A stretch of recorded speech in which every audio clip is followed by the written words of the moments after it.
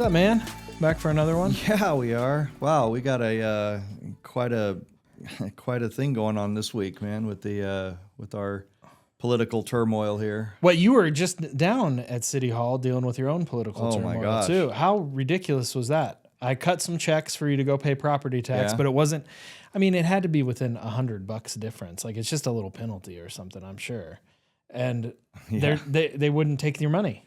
They wouldn't take the money. Said they can't take a partial payment. Yeah, at the county treasurer's office. Yeah. You had they to have wouldn't even let me pay the difference with a card. Yeah, you had to have the exact amount on the check. That's all. Right. All they were capable of handling. Or you could go online and you could pay the whole amount with a card, and then of course pay a fee for that. Right. 3% fee on your $10,000. And I was like, how does this make any sense? You've got a taxpayer here with money in his hand trying to pay something on a bill, right? And you won't take the money. Yep. You know. Yeah. Apparently, it was a state statute. Yeah, state statute. They said, and I made it clear that I thought that was a dumb statute. I have no idea what the rationale is behind it, but if I'm in a business and somebody comes in and they want to pay their bill, I'm taking it. If they have $10 on a $100 bill, I'm taking their $10. Right. You owe me $90. Yeah, you got to take the money. It's crazy how inefficient our government runs sometimes. It is. It's so nuts. And you've been dealing with the licensing for what, 7 months or 8 months now? Oh my gosh. Just trying to get your dang kitchen open. It's crazy. And it's funny because, it's like I said, the other day I actually had the chief of one of the divisions come in, right? That's where we finally had to go with this. Yeah. And I'm sitting there sweating it because, when you call the chief in, right, it's not like you're opening up a can of worms. It's like a bucket of worms. Right, the chief inspector. Because, if they start finding stuff. Yeah, then you're in real trouble. And it also brings into question, like, if they find stuff that their other inspectors passed. Yeah. Now it's like you're getting their inspectors in trouble. So now next time an inspector comes out from their division, they're even worse. Now they're mad at you. Right. And I'm like, man, I shouldn't have to. I told the guy, I said, I shouldn't have to do this. I said, you guys got to understand that, and you know this. I asked him that, and I said, you know this, that every time an inspector comes out, somebody like me who's ignorant of all this, we just have to rely on whatever they say. So if I end up with 3 or 4 different guys and they all say something a little bit different, right, and they all pass things a little bit different, right, or the one guy passes it and the next guy doesn't, think about what it does for somebody like me who's just trying to do good business. Yeah, it gets out of pocket. I'm Scott Hess, tax and business consultant. I'm John Barton, small business owner. Remember the tortoise and the hare? Slow and steady wins the race. We started Turtlesmith to help people start small businesses, providing information and resources to small business owners and entrepreneurs. Build a solid foundation and forge your dreams. This is always annoying to ask, but if you're liking this content, please like and subscribe. It's the best way for us to get more followers and more people engaged in this great business content. You can also follow us on all socials at TurtlesmithOK and find us at turtlesmith.com. I mean, that's what we're talking about today. We planned a whole episode on Governor Stitt's comment that he wanted to repeal medical marijuana in Oklahoma. Just a blanket statement of, we tried it. He called it Pandora's box. We opened it. We didn't like it. It was time to close it. Who's we in this situation? I think it was just him. Yeah. Just him who thought this. Although, to be fair, I think a lot of the constituency here in Oklahoma, I think there's a lot of people who are not happy with the cannabis space. So, I mean, it was a fair statement to make that, several people maybe had agreed with him. But by the time we planned the episode just a few days ago to talk about this, and now the House and the Senate of Oklahoma have already said, no, it's a ridiculous idea. In fact, there's a few quotes that Calvin had found for us. This is just a direct spit in the face of voters. From the Sooner State Party, Ezra Marshall said. And then we don't want to go back to a vote. We want to see it improved upon, was another quote from the Sooner Party. So, I mean, it's just a ridiculous thing to come back. I mean, what are they going to remove 45,000 plus jobs and 80 million in revenue every year? Tax revenue. The revenue was the tax revenue, right? Right, tax revenue. You have a 7% excise tax just on cannabis and regular sales tax. And the people that are in business, especially the dispensaries, are really up against a wall because you said, you know, from an accounting standpoint, they can't deduct their regular business expenses. Right. I mean, how ridiculous is that? Yeah, well, hopefully that gets situated with this Schedule 3 situation. Trump, we talked about that a few weeks ago. Trump has said that he wants to reschedule marijuana into Schedule 3, and that would remove the 280E burden, which would help a lot of businesses just file regular taxes. Yeah. But I mean, yeah, it's big business, and it has enabled a lot of small businesses to be in business. It's enabled a lot of big businesses to be in business here, and there's a lot in between. So yeah, and the other thing about that is that it's actually helpful to people. Cannabis in general, yeah. Yeah, so I mean, there's a little bit of, there's always this like, how medical is it really for people? I mean, to be fair, I went in and got a medical card one time, and I just told the doc that I had trouble sleeping, and he goes, "Here's your card." Of course, so yeah, that's what they do. I think there is some. I wouldn't even say some. I think there's a lot of abuse on the medical side. I think you can basically get a card for whatever you want. But what really constitutes abuse in that sense, right? So if someone, okay, maybe they say they have a problem that they don't actually have, but maybe they just really need the marijuana because it helps them live their life better. I mean, that's a fair point. Maybe abuse is the wrong word. Yeah. I mean, I think there's just a lot of, not real medical problems that are being passed and people getting cards. But there also are a ton of legitimate people who use it for a legitimate medicinal purpose, and it really does help them. Yeah. I mean, I feel like that a lot of times I could not tolerate a lot of people around me if I didn't partake once in a while. That's fair. I've met the people in your life. It's a fair statement. Yeah. And they probably tolerate me better. Yeah, I would say that's probably it's more for them than me. That's definitely the more accurate statement. Absolutely, absolutely. Well, so instead of kind of shitting on the governor here and his ridiculous comment about repealing the cannabis market in Oklahoma, I think really we should just talk a little bit about reform or repeal. I guess we're both on the side of maybe there needs to be a little bit of reform. I don't know. What are your thoughts? Yeah, I think there could be, there should be some reform in a sense, I mean, I do think that maybe one of the things that really gets a lot of the teetotaler conservatives in up in arms, is the proliferation of dispensaries. There's been a lot. I mean, if you're someone who's not on board with marijuana because you've grown up thinking that it's bad and everything, like we went out to LA a couple of years ago, and they were doing a performance of Reefer Madness.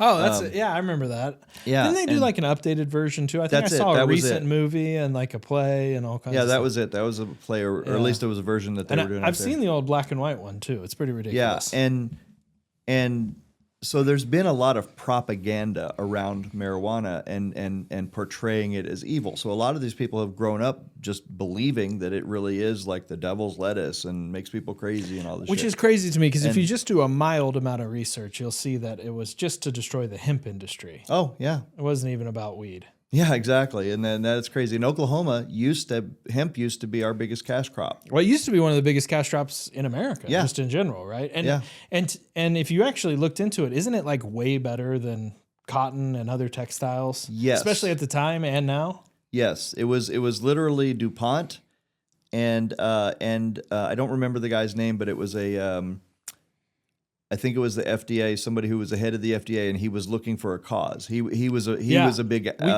abolitionist. We talked about that pretty heavily in our podcast a few weeks ago. I forget his name, but you're right. It was a guy, he was the new head of the Federal Bureau of Narcotics or something like that. And he was out to make a name for himself. Yeah. Yeah. And it was there's actually a really good book. I have it. I haven't really gotten into it, but it's got all that history in it. And it really is interesting. Well, to be fair, they called Oklahoma the wild, wild west of marijuana for a little while. I mean, licenses were only $2,500. They didn't have any kind of cap on licenses. They didn't have any kind of radius of where dispensaries could be. And so, I mean, at one point, I've seen different articles, but I remember when I was looking through the OMMA list, I think there was like 12,000 plus. And I'd sent out a bunch of emails, trying to get clients and stuff when the weed boom was happening. And so I had pulled the email list. But yeah, it was like well over 12,000 or something like that, individuals or entities who owned commercial licenses. I just thought of a slogan for you, I think. What's that?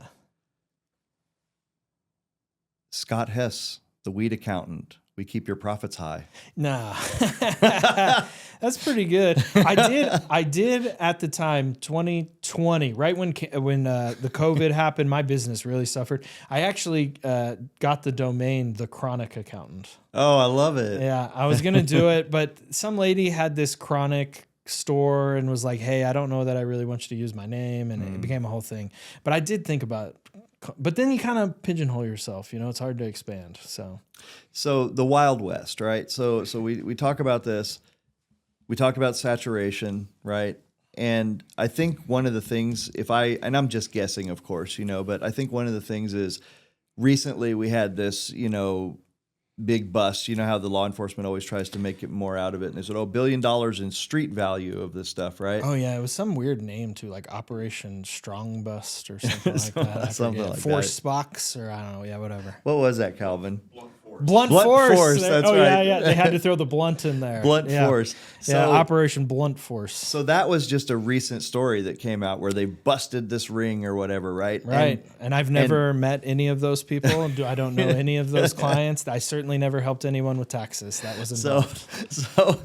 So absolutely not. I think that might have been part of the motivation of that. But then the other side of it is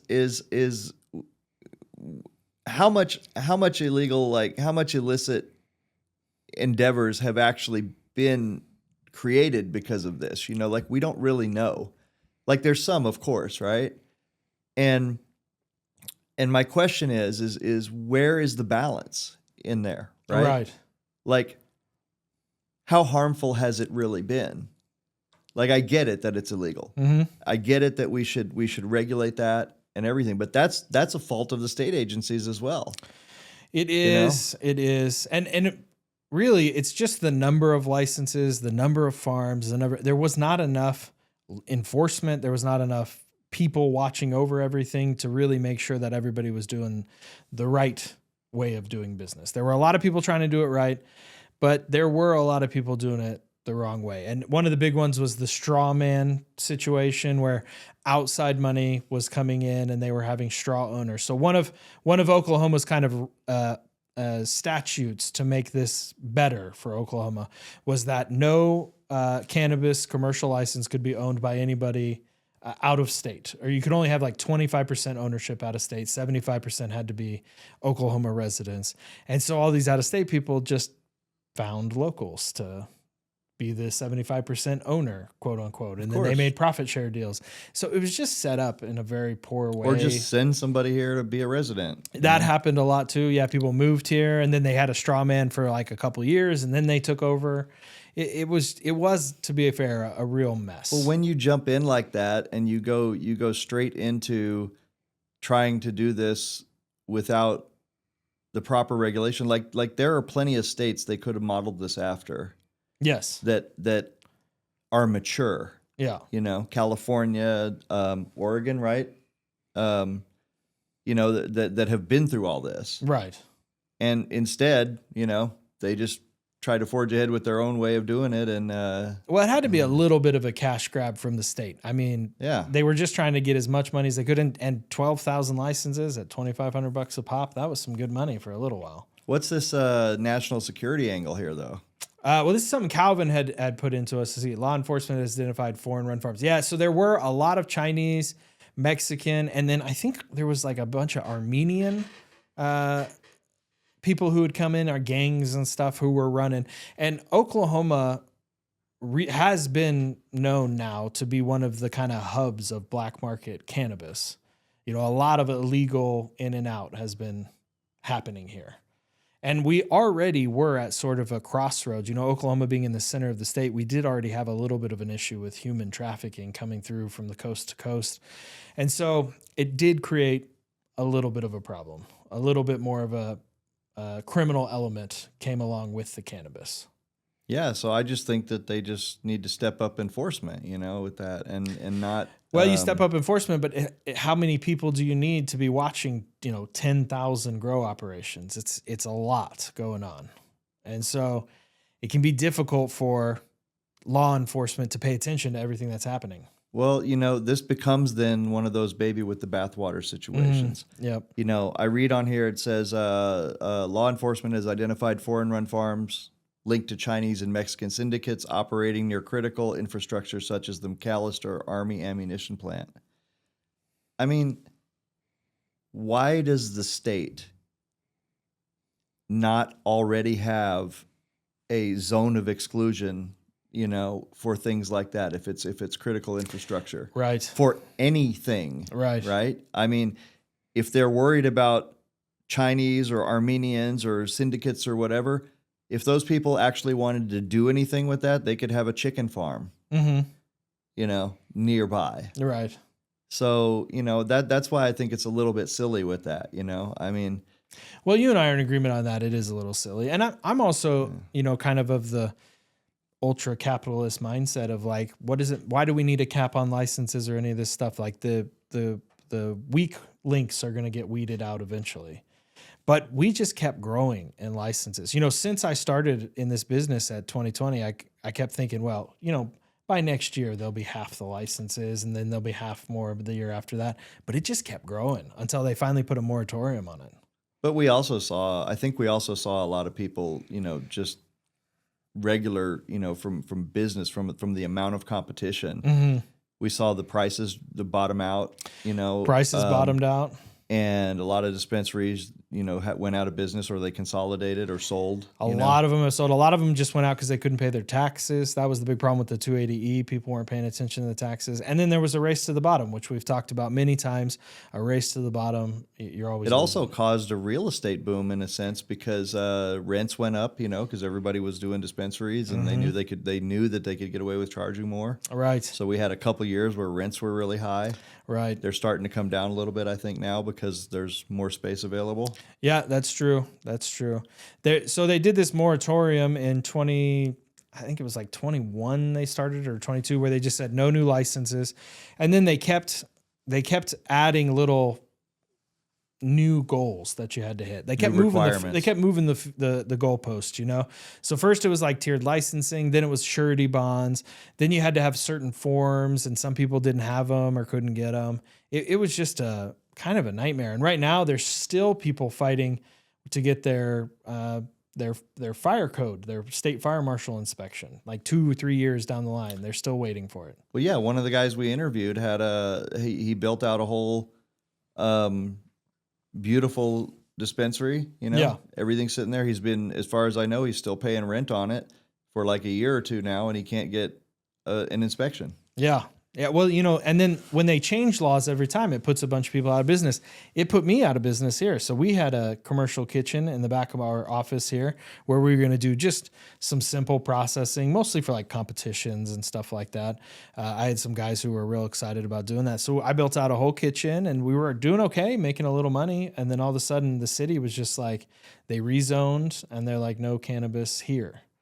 Here though, but 1 block down, right? There's a dispensary down there. There's 3 or 4 of them over here. 100%. Just like literally right in here, and you weren't even a outward facing dispensary. No. And I can testify, since I helped take the things apart, that the filters that you had are extremely good and high end because I had to price those things out for laser engraving. Yeah. And those types of filters, you could sit there and put poisonous stuff in one end and breathe out the other side and not get it. You could have put a diesel truck in our office and then put your mouth on the outtake and you would have been just fine. Yeah, absolutely. So, that was a significant amount of money that was just gone. Just lost. Just out the door.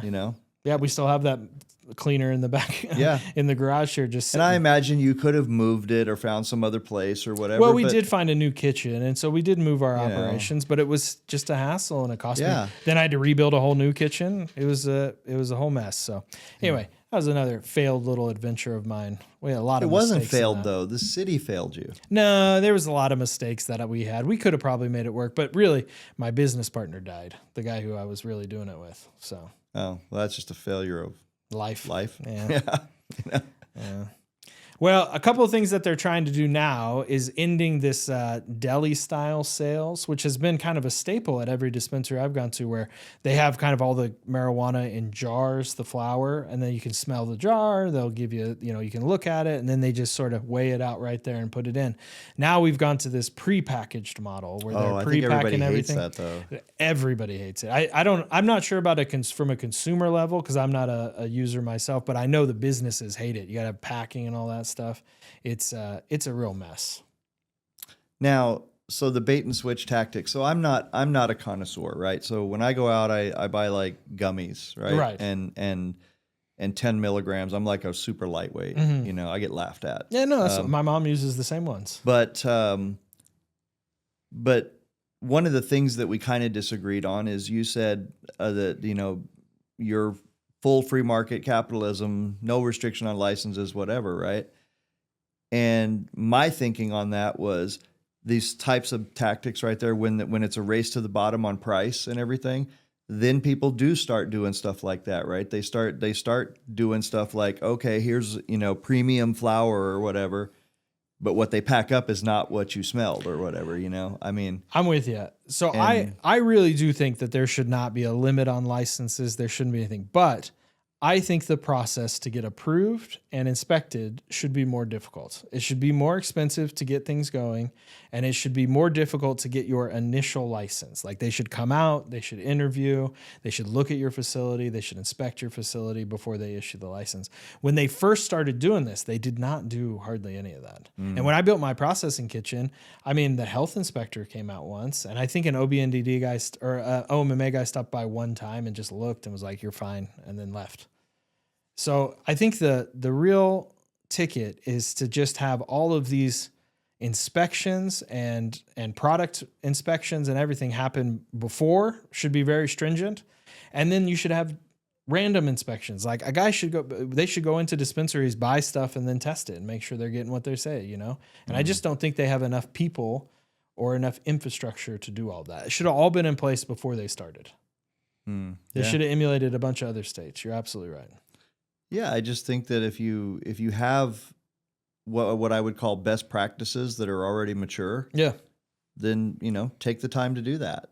Take the extra 6 months or even an extra year, and let everybody know how it's going to be, what they have to do, what they have to get ready, and so on. Right. But yeah, this Kevin Stitt is going out, right? Yeah. So this year he's term limiting out. Right. And am I wrong, or did I hear that he's also involved in the marijuana business to some degree? We have to be very clear that this is a speculative only. Right. And this is not us saying for sure, but I had heard that he was invested or involved with or dealing with, some have business involvement with cannabis companies. So just on speculation, right, in some hypothetical, other state, for example, where some hypothetical politician, like a hypothetical governor, had like some business interest in an industry that he wanted to wipe out, if he wanted to just make some noise and then swoop in and buy a lot of the facilities or the grows or the dispensaries when people panicked. Yeah, that's certainly a tactic that has been used many times throughout the last few decades. Kind of like when a president threatens tariffs, and then the stock market plunges and all of his buddies just buy a bunch of stuff. Buy a bunch of stock. They happen to have sold the week before and had a bunch of cash reserves ready to buy when it tanked. Yeah. Yeah,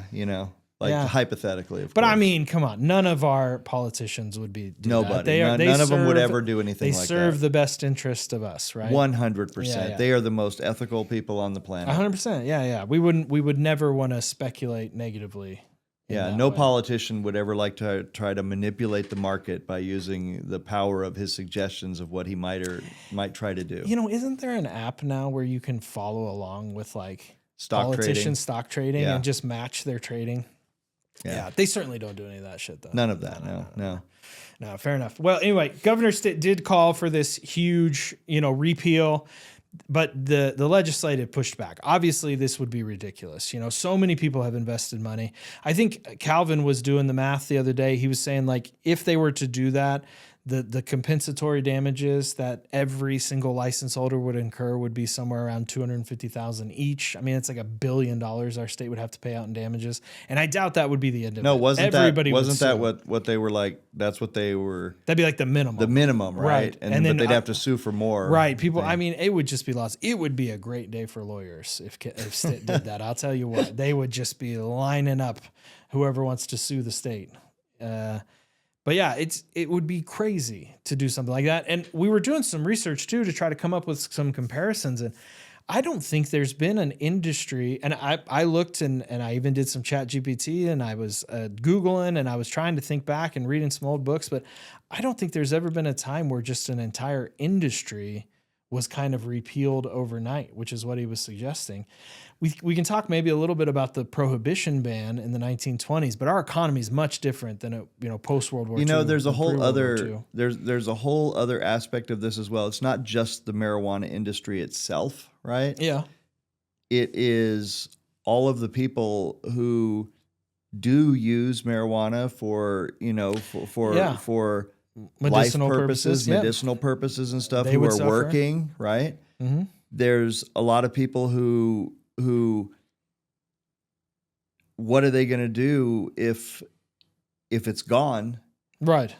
And they were probably before this, they may not have been even marijuana users at all and just suffering through life. Yeah, and then they found something that works. They found for them, something that proved works. their They quality can of they life. can get up in the morning. They're high functioning, and it just helps them live a better life. Yeah, And now it's gone. yeah. So that would have destroyed people's lives. I mean, and then of course, there's a lot of companies that have given dispensation for that and said, we're obviously, we're not going to ding you if you come up with a failed marijuana test, Yeah, that's but a now good one. suddenly it would be illegal. Yeah, maybe it would be an excuse to fire people too. That It absolutely would be, but there'd be a lot of people that they wouldn't even want to fire, but they'd have to because their corporate policy would not be able to allow people to be Well, sometimes open drug users. sometimes that falls on the insurance too. Like there's still a lot of Yeah. businesses in Oklahoma that have to say no to marijuana users, even if they're carded medical card, because of insurance issues, like that workers' comp and stuff like that will not cover people who test it. I had a VA doctor go off on me because he was like, well, it's still federally illegal, and Really? and yeah. I mean, he was like accusing me of being some kind of ridiculous, addicted drug user because I had THC in my system, and I was like, what? It's crazy. Well, I think bottom line, we're both somewhat in agreement that there needs to be some type of reform. Like there's just too many dispensaries. When I driving home from my office to work, it's about 3 miles, and I think there's 6 dispensaries on the way. So while I'm a fan of, there needs to be a free market and there needs to be as many licenses as people want to open, even I'm in agreement that it's a little much. It's a little much to see that many. It's a little much to have to see a billboard everywhere I go about cannabis or signs. But you got to admit, all though, that some of stuff. their business names are pretty creative. I mean, I'm not mad about that, but like, I don't know. You have kids. Like, does that bother you? Like, if they were a little bit younger and they would see all this stuff and see a lot. I mean, even though you use gummies yourself, you still probably don't want your kids using it at such a young age. I mean, it's kind of the same thing for booze. There's no more billboards for booze and no more ads for booze. Yeah, but nobody's marketing booze as, medical booze. So I mean, that's true, but But- to be fair, a lot of the cannabis stuff uses like cartoon characters and kind of kitschy stuff. I know they're not supposed to. There was I remember reading an article back in school that said in like 1960 or something, more kids knew who Joe Camel was than Mickey Mouse. Oh, I have no doubt. Yeah. I have no doubt. So like, I don't know. Is that weird to market that kind of stuff to Here's younger here's generation? my take on this, man, and it's probably controversial. Yeah. But I don't necessarily feel like that kids, should not be on marijuana. Really? And not that I want them to use it and everything, like, but I feel like that it is beneficial. We already put kids on like ADHD medication and all this other shit. That's fair. You know what I mean? Yeah. So what if, some dosage of marijuana could help them, and we don't have to put them on all those other drugs? I think teens can get cards, but Really? it's a I little didn't bit know of a that. process. Yeah. Now, I mean, I think it is a problem in school. A lot of kids, even middle school, that is a problem. Yeah. They vape and they do things like that, and they vape marijuana and stuff. Just here in Bethany, for example, a teacher was caught using a THC vape, and he got fired. Really? Yeah, just like a day or two ago. I did not know that. So there is that issue, of course. Mm-hmm. But as far as the advertising goes towards kids and everything, I just think I don't really see that as much of a problem. Yeah. Okay. I have not got the feeling that they're really marketing towards kids. Not like the vapes were with the flavored vapes and all that. Oh yeah, there's a whole thing about how they banned flavored vapes. Like you could only have like tobacco flavored ones. Yeah, I agree with you there. And then there's that. I saw a bunch of videos on that like relax stuff or like kratom stuff or something like that, and kids were getting hooked on that. And like it was like that is physically addictive. And if you want to talk about like and you can just buy that at the grocery. That's what I was going to say. If you want to talk right? about what's actually dangerous, I watch a guy on YouTube who's a licensed pharmacist, and he basically goes to gas stations and buys the things that you can get at gas stations. And when he breaks that stuff down chemically, yeah, that shit is dangerous. Like the energy stuff, the energy stuff, the male enhancement stuff, and all that. Yeah, all that stuff, those kind of pills, Right. and even the stuff that's like, now they have stuff like Delta 8 and all that's legal. Yeah, right? There was some stuff on that. Calvin had mentioned that. Actually. And that happened because of the farm bill that they passed during Biden's administration, that it just basically made that form of THC legal. Right. So apparently Delta 8 it's currently sold in gas stations with very little oversight. Yeah, and that's right. And then here's the thing with that. They make these pills and stuff and they mix it with other stuff. So it could be like energy stuff in there or whatever, and or just a little rat poison if they wanted. Probably. Yeah, just all kinds of stuff like that. And what a nightmare. And so if we want to really attack that sort of, to one thing that's really bothered me about America in general, right, is we have this kind of binary morality, right? Mm-hmm. On one hand, we say, oh, well, if one person is harmed, we have to get rid of it. It's terrible. We have to think of the children. And meanwhile, if you go into the damn grocery store, 90% of what's in there is high fructose corn syrup and the most unhealthiest stuff that you can imagine, every single aisle. Yeah. Right? And this stuff is incredibly harmful. Yeah. Right? And we don't do anything about that. I don't have a lot of room to talk. I love my high fructose corn syrup. No, I got you. I got you. Hits the spot. Gives me the dopamine hit I need. But my point is that if we truly cared about this stuff, Mm-hmm. then we would be running everything through the vetting process to say what is actually safe, what is not safe, and things that are useful, chemical combinations and things like that actually do help people and don't harm people. Great, let's put those on the market, Mm-hmm. right? Let's make them available to everybody who needs them. And things that are actually super harmful, where you have billion-dollar corporations out there, $100 billion corporations that run $100 million research labs to find out what molecules will addict you to Doritos. Yeah. Let's ban that shit. So maybe what we're really talking about is the best path forward is testing and transparency. Yeah. Testing the products, making sure that we all know what's in them, and then transparency to what they do. And get the fucking corruption out of it. Yeah. Get the backroom deals out of it. Yeah. You know, get the speculative politicians who have their hands in this part of the pie over here and who know that a public announcement over here. That is a whole other. You know, I could do a John rant on the politics that are going on sometimes. It is ridiculous. This is what I'm saying about in this country is that we accept a lot of shit that is just blatantly, horribly corrupt and dangerous, while we focus our morality on things that are not that bad and are actually kind of beneficial for people. And we make a big deal out of attacking that, you know, and we never really do kind of real good deep dives, transparent dives on, like Stitt's talking about the rampant crime, you know, and all this. Okay. How about we balance that against all the people that have been helped, all the citizens that have been helped by having access to marijuana. All right. You know what I'm saying? And we stop these assholes from getting on their soapbox and just making up these pronouncements without any credible factual basis to back it up. You know, I could go on a whole other rant about that and say, you know, just getting in front of a microphone and deliberately lying and to manipulate people for support should be a fraud. Nobody would ever do that. Should be called criminal nobody fraud. lies on the internet. You know? Well, I think that's a good spot to end it, man. You got any final thoughts on this situation? Well, you know, I did read something about the ancient Greeks that used to, or Rome. I don't know if it was Greece or Rome, where they used to audit the politicians, and if anything was found to be out of order, they executed them.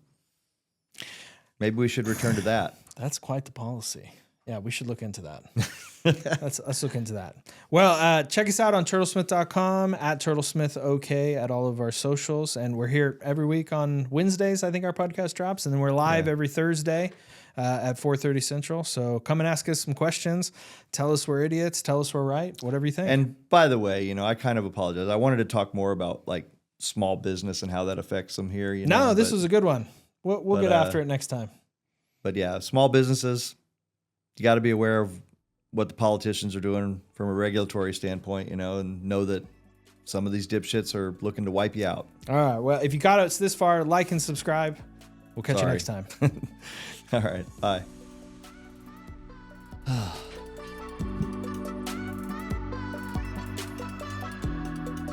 This is always annoying to ask, but if you're liking this content, please like and subscribe. It's the best way for us to get more followers and more people engaged in this great business content. You can also follow us on all socials at TurtlesmithOK and find us at turtlesmith.com.